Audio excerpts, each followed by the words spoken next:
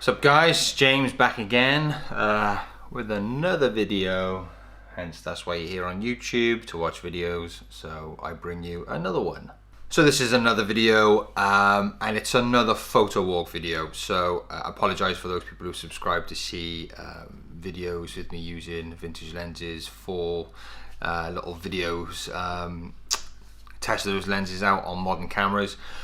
This is a little brief phase I'm going through at the minute. I'm really enjoying it, so I hope you're enjoying it too.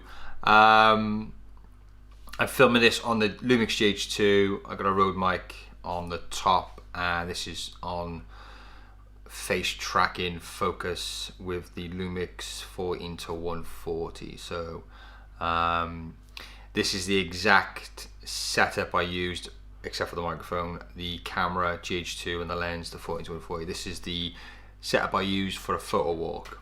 I'm selling my G9, so that's all packaged up. So I wanted to do a photo walk, and I decided to take the Lumix GH2. Now the Lumix GH2 I've used mainly for video because of the hack, and it's just a wonderful HD footage you get out of the camera. But I have taken some stills with this camera and it does perform quite well. So, and I also got the 14-140, which is a great all-rounder kind of lens. Not very fast, it's not the most optically brilliant lens, but as an all-rounder, so you've got essentially full frame equivalent of a 24 to a 280 mil, which is really, you know, it's quite a broad range of field of views, focal lengths.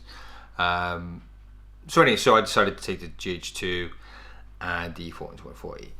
Yeah, so I'm selling the G9, not because I think it's a bad camera, I just think it's a lot of camera I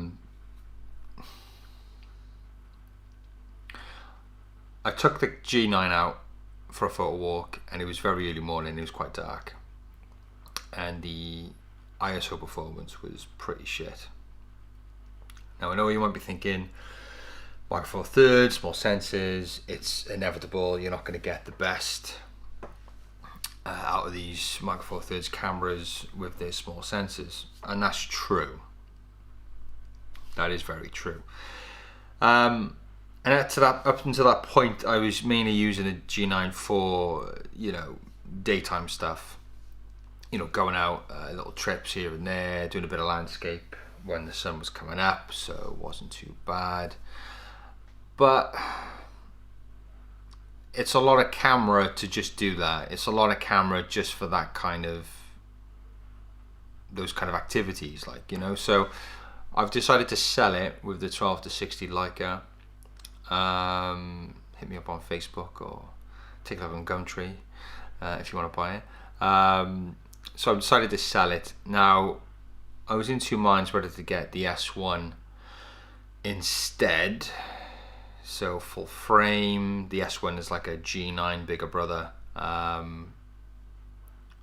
You know, so it could handle low light, obviously, being full frame, and I'm gonna get all the feels and loveliness of a G9 plus then some with the S1. But then at the same time I was like, well, I've got the S5, and the S5 is great for stills, although it's more of a video orientated camera. It's still a very capable full frame stills camera, which can do well in low light too. So what I've decided to do is to get an older Lumix camera, buy a Leica variable focal range lens for the S5, and then maybe get some Lumix primes. Now, I'm not done with Micro Four Thirds at all.